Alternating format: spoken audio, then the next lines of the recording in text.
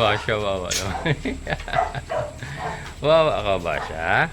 Hmm? Nga? Halika nga. Halika nga. Wow, Basya ko ah. Wawa ka. Kakain na ka. Wait lang. Mag-alas 5 na rin, kakain na ikaw. Hindi ila ikaw mabibigyan ng Padre de Agua muna. Kasi kulang pa yung harvest natin, ha? Yan si Basya, mga kabukas. Buntis na rin yan. At next month, ang aking ang nakatala sa aking papel talaan. Papel talaan, nasa papel lang. Yan.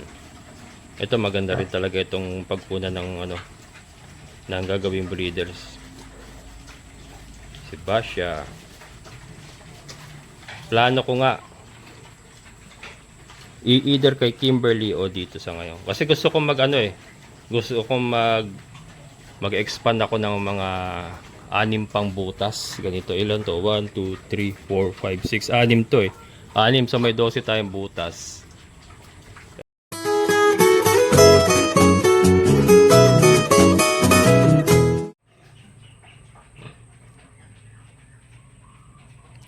Ngayon naman mga kabokals, tatalian na natin si Kimberly.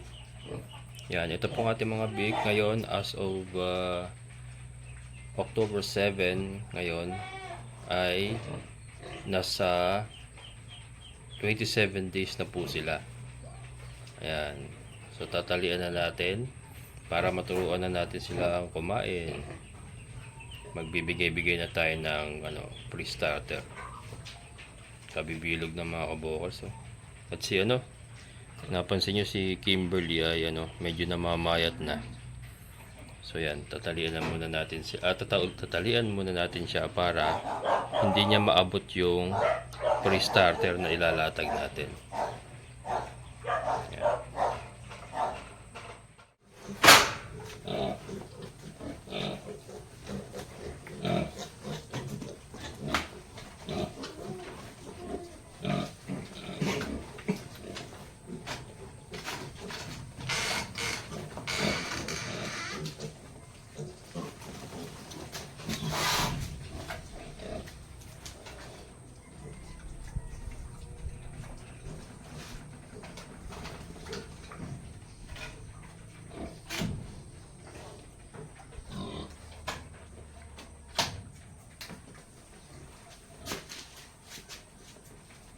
Kaya mga kabukas, talian natin si Kimberly.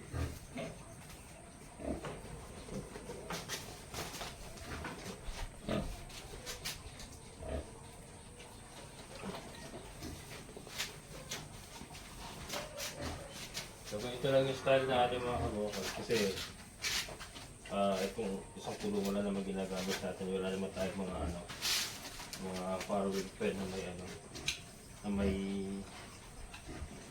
farrower.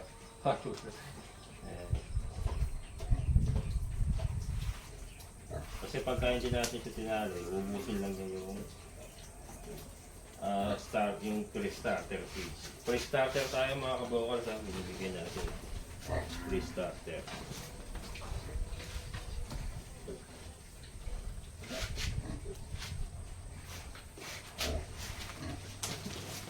Yun ay na yan.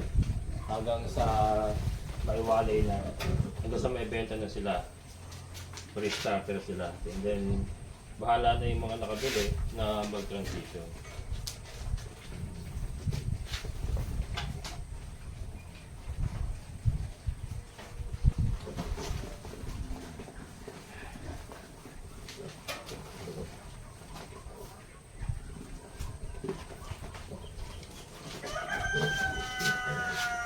Amo mga kabokals, amo.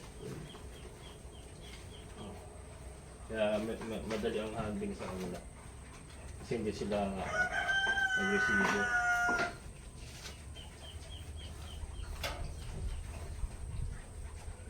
Kailangan lang, sigurado tayo na nakalang para hindi humihigpit.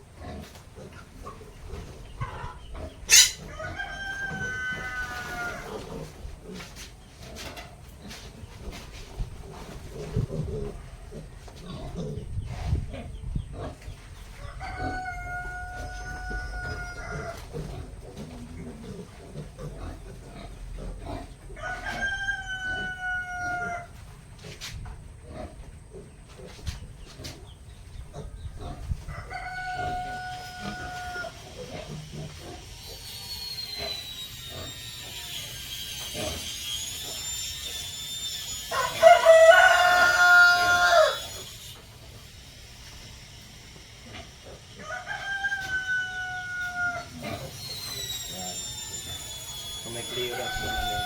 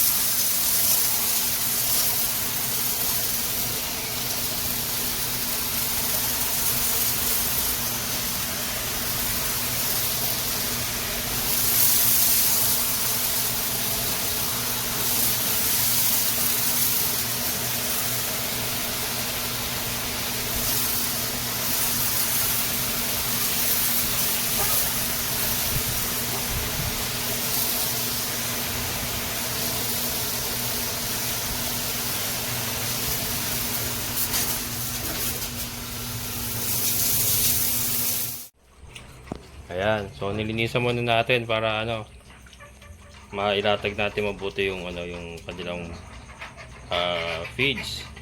And then bibigyan natin ng Madre de Agua yung ating mga inahin. Yung dalawa lang naman nagpapasuso muna. Kasi hindi pa tayo makapag-chop sa ngayon. So lang muna yung pinitas lang muna ang binibigyan natin sa kanila. And then sila nang nagngagata. Nabibilog na talaga oh. Kaya kailangan na maturuan ng mga kabokals ng kumain ng commercial feeds para maiwalay na natin. Kasi ayan oh, nasisip-sip na nila si Kimberly. Kaya kahit anong daming ipakain natin talagang sinisip-sip mga kabokals. Ayan. So disclaimer lang po again, hindi po ako gumagamit ng commercial feeds. Ano lang po tayo, darak sa mais, molasses, at vitamins, and then madre de agua, pang suplemento. Hindi po tayo gumagamit ng commercial feeds sa ating mga baboy. Yan. Pero healthy naman po, nakita niyo naman, healthy naman yung kanyang mga anak. Ayan.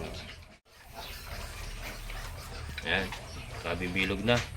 Saan ba dito yung ating meal food na gagawing barako? Nag-iisa lang naman na meal food yun. Yan, shoutout kay Sir Maximo, Portugal. Meron siyang pinareserve dito na isang lalaki na mule foot na gagawin niyang barako. May puti sa paa. Andyan lang yun. Yan, makikita natin yan pagka nagkapon tayo. Yan, malapit na yun. Baka sa isang araw magkapon na tayo.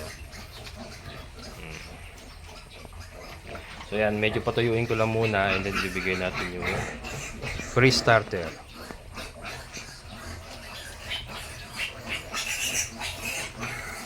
And umiiyak na.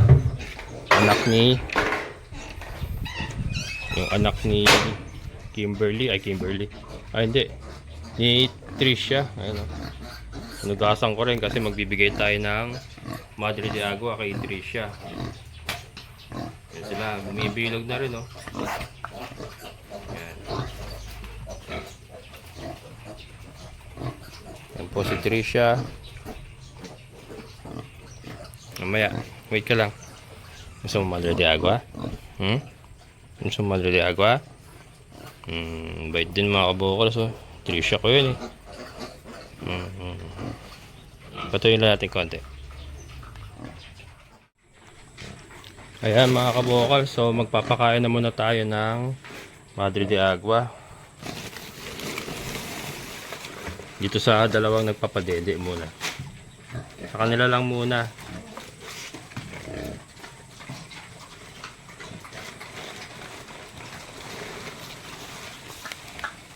Yeah.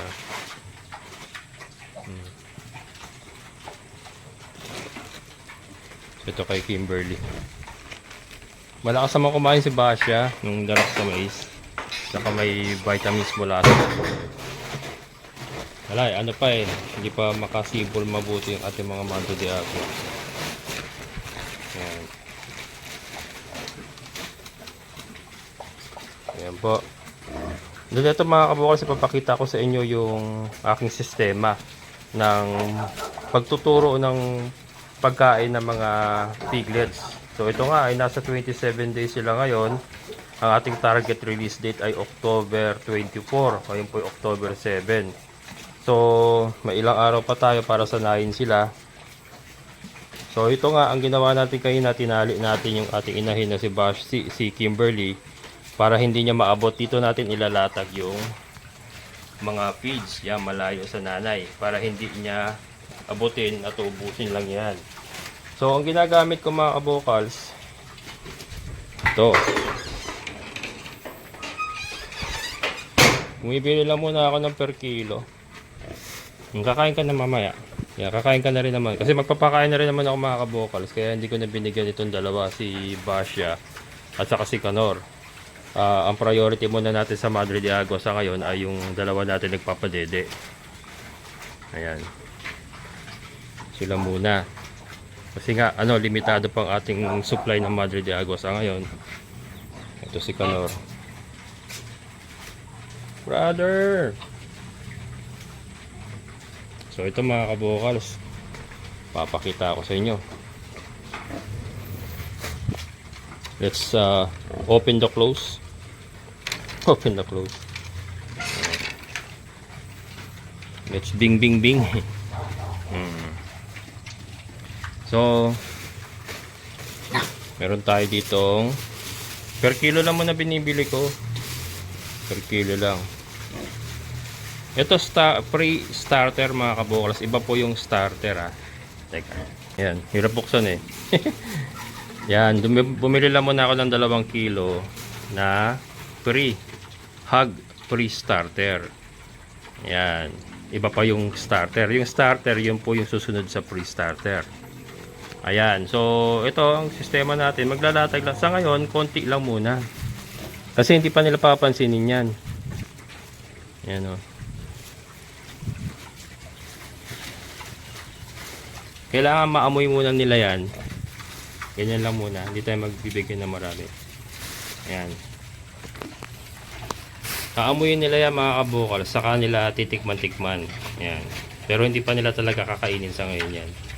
So ito kasi mabango ito mga kabukal. Yung mga pre-starter na ganito. Mabango ito. So amoy gatas. Amoy gatas yan. Kaya ma-attract po sila dyan. Ayan, ayun, kumakain na rin sila ng Madre de Agua. Kung makita nyo. Kumangata-ngata na rin. So ayan. Siralan natin. Basya, wawa naman. Wawa ka, Basya? Halika nga. Halika nga. Wow, Basya ko Wawa ka. Kakain na ka. Wait lang. Mag-alas 5 na rin. Kakain na ikaw. Hindi ikaw mabibigyan ng Madre de Agua muna. Kasi kulang pa yung harvest natin, Yan si Basya mga kabukals. Buntis na rin yan. At next month ang aking ang nakatala sa aking papel talaan. Papel talaan. Nasa papel lang. Katapos next month katapusan. Yan ang record ko sa kanya na kanyang due date ng panganak. May 2 months pa. More or less 2 months. Less than 2 months. So, ito. Natin tignan. Ayan. So, ayan mga kabukals. Lalatag lang natin ganyan, Ganyan lang. Ganyan lang kakonti muna. Don't get too excited, sabi. Kasi hindi pa nila gagalawin yan mga kabukals. Hindi nila gagalawin yan. Amoy-amoyin lang nila yan. Amoy-amoyin pa lang nila yan. Saka titikman-tikman. Pag natikman na nila yan, ayan. Umpisa na yan. Pag ang isa, dalawa dyan kumain na, magsusunuran na yan. So, ganyan po ang ating estilo. Ganyan lang po kasimple. Ayan. And then yan nga, Madre de Agua, hindi dapat ganyan mga kabukals. Dapat yan, nakachop yan, nakahalo na ultimano sa darak sa mais. Kaya lang, sobrang busy talaga. Hindi na po tayo nakapag-chop. At saka yung ating mga Madre de Agua. Ayan mahina pa yung mga sibol. So, hindi pa tayo maka-harvest talaga ng maramihan. At kulang sa oras, kulang sa supply. Pero ito kasi kailangan nila Kailangan nila ng Madre de Agua. Kaya sinisingit natin. Kahit silang dalawa lang, mabigyan ng Madre de Agua. Para hindi mamayat at saka hindi magkulang ang gatas. Nakapagpapagatas po yan mga kabukals yung Madre de Agua. Nakapagpapagatas po yan. Kahit i-research nyo po. Madre de Agua Tricantera. Nakapagpapagatas. Hindi. Akala ko.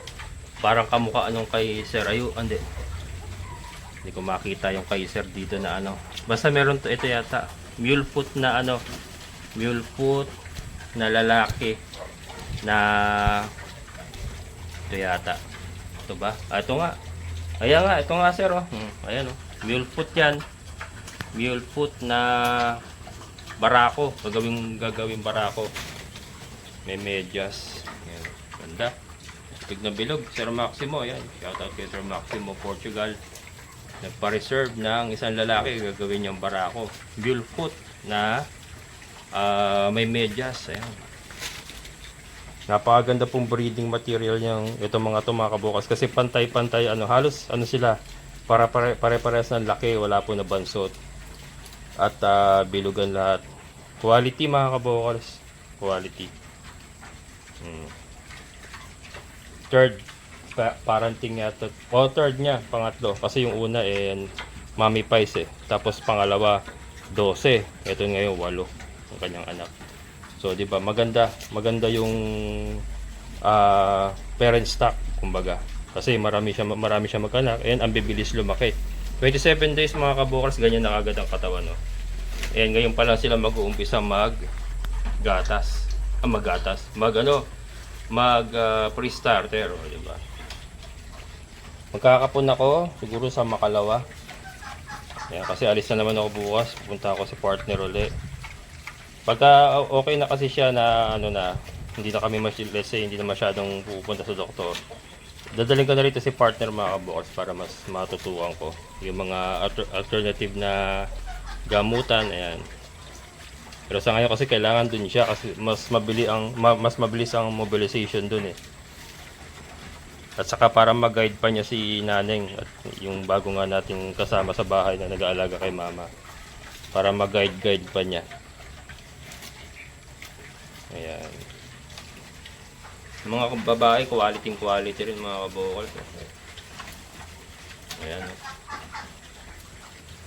Maganda itong Next plano ko, next anakan ni Kimberly, kukuha ako ng gagawin ko inahin. Mag-expand po tayo ng ng ating native pigs. Kukuha ako sa kanya ako kukuha sa kay Basya. Yan, dalawa na yan. Kasi yan eh. Napansin ko fast grower ang nagiging anak nila. Kaya lang si Tricia kasi kapatid naman nila yan. Kaya lang mas nakikitaan ko ng quality itong dalawa na to. Pero lahat naman yan magaganda. Magaganda naman lahat yan. Kaya lang syempre merong kumbaga the best. The best of the crop. And etong dalawa yun. Yan. Lakas na rin kumain ng Madre de Agua. Hindi pinapansin yung ating feeds. Makapapansin dyan, daga. Magagabi pa naman yung elastic. Kailangan kasi natin ibaba dyan eh, para nila eh. Puntahan nila eh. Minsan umangat-ngat na Umangat-ngat na isa rin mga kabukas. Nakita nyo ba yan? Yan. Sa mga bago sa channel ko, sold out na po ito pati yung anak ni Tricia, sold out po lahat yan. At saka yung kay Basya, nasa champa lang, sold out na yan. Ayan, pinapa-reserve na rin ni Ma'am Irene yan. Maganda ang takbo ng native pig business. Kaya mag-expand tayo, magdadagdag ako ng inahin. And possible na kumuha tayo ng isa pang barako pagka lumaki na yung mga gagawin nating panibagong inahin na yun. Kasi si Canor, hindi na po pwede, anak niya ito eh. Panibagong And tayo, plano ko mag-extend itong kulungan natin hanggang dun. Ganito pa rin kalaki, pero ididiretso na natin malapit sa ating banggarahan. Ididiretso na yan, ganyan. Yan pong plano mga kabokals. I'm just saying. Kasi doon naman tayo papunta sa expansion, syempre. Dahil ito na pong hanap buhay natin, wala naman po tayo ibang pagkakitaan. Ito lang ating main source of income. So, sa expansion tayo papunta talaga. Ayan. Ganda rin ito. Ang lalaki to kaya lang hindi siya mule foot Pero quality rin Kaya lang sayang kakapunin. Makakapon natin ito. May-ari na yan Hindi pwedeng hindi. Pero quality rin Quality rin. Kaya lang hindi siya mule foot. Lalaki rin talaga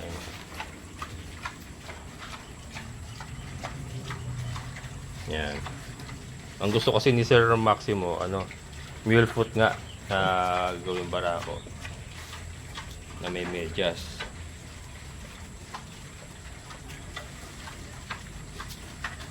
Ito, ano ba to? Babae ito, babae mga kabokals. Grabe likod bilog na bilog Bilog na bilog.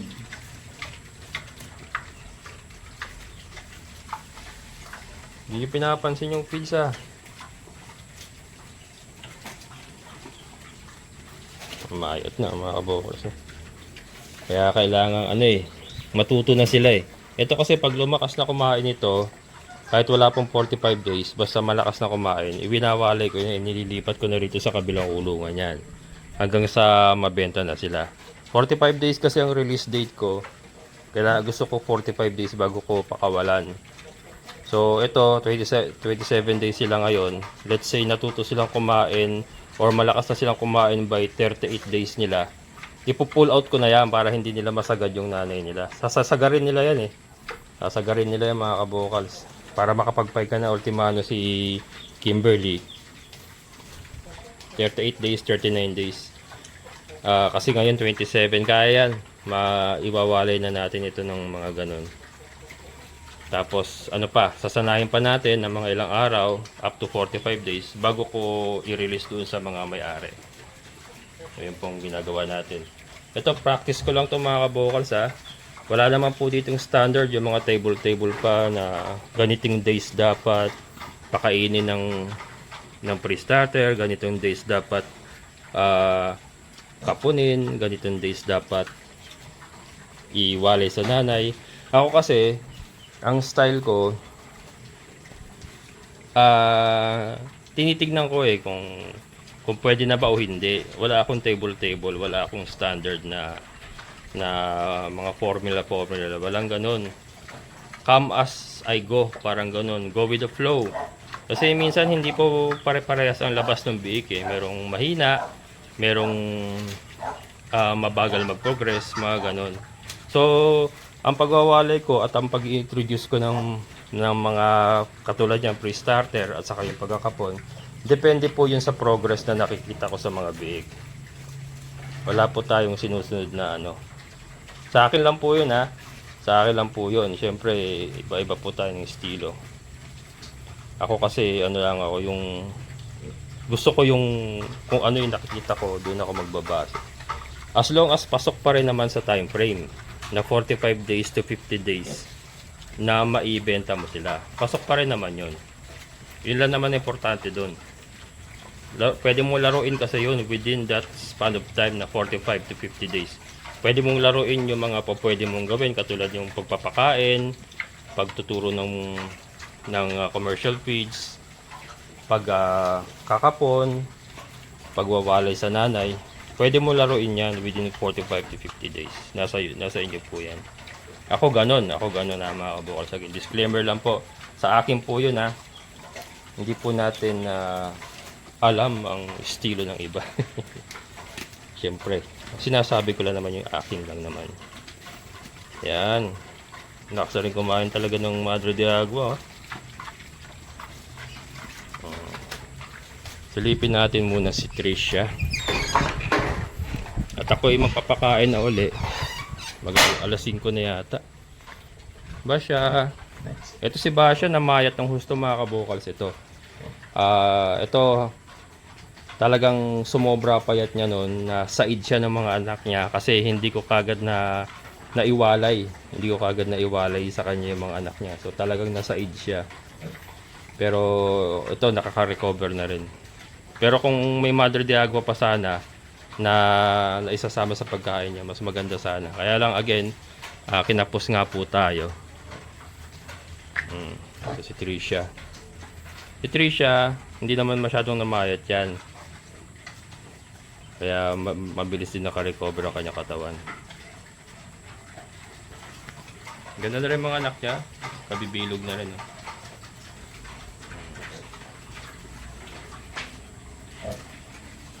Yan. Ito maganda rin talaga itong pagpuna ng ng gagawing breeders. Si Basya. Plano ko nga either kay Kimberly o dito sa ngayon. Kasi gusto ko gusto ko mag-expand ako ng mga 6 pang butas. Ganito, ilan to? 1, 2, 3, 4, 5, 6. 6 to eh. 6 sa may 12 tayong butas. Mas bet ko yung galing kay Kimberly. Mulefooted kasi. Ano yung mulefooted kasi? Parang, diba yung mulefooted parang, tawag dito, unique. Diba? Hindi mo makikita sa lahat yung mulefooted eh. So, parang mas bet ko dito kay Kimberly kumuha. Ayan. So, yung pong plano natin sa ating mga pigi-pigi. Yan, so marami po nag-comment, mag-expand nga raw po, magdagdag ng inahin. Yes, nasa plano po yan. Kaya ito po yung plano ko na sinasabi ko na sa inyo. At gagawin po natin yan. Kaya nga po nagbawas na po tayo sa manok. Kaya mga ano po yan, mga decal brown po yan na breeders natin. Pure ano po tayo, pure layers na po tayo ngayon sa manok. And then expand tayo sa mga baboy natin. Yung kambing, hayaan mo lang sila dyan.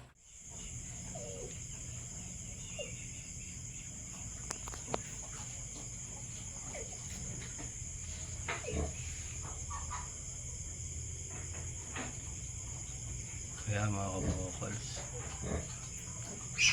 masarap na tulog.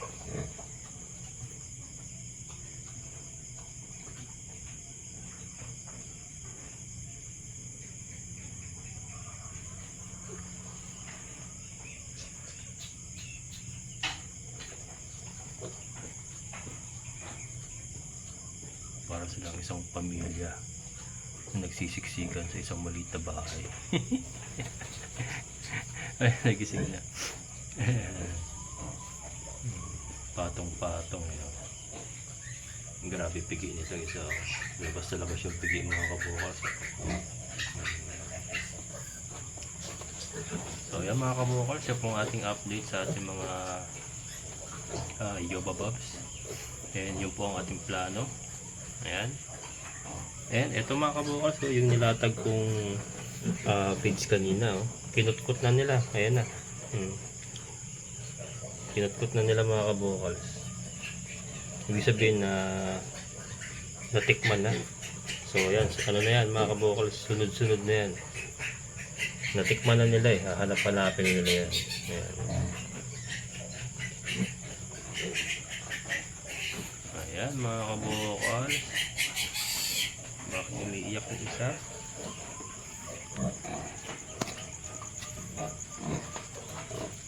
Ayun. Nagpapadede. Kaya umiiyak. Gumaganda na rin mga katawa nila mga kabukals. So. Umibilog na rin. Ayun yung katawan ni Trisha, maganda pa rin. Ayan. Ayan, ubos ni Basha yung kanyang pagkain. Ayan, pinupull out natin yung mga pagkain na yan. Hindi natin ibinababad yan para hindi gapangan ng daga. Hinuhugasan yan, tapos tinataob ko dun sa may bubog ng ano. Yung bubog ni Chloe dati. Ayan mga kabukals, hanggang dito na lang. Yan po ang aking may babagi sa inyo for today. Maraming salamat sa inyong muling pagsama. Amazing na buhay. Bye bye.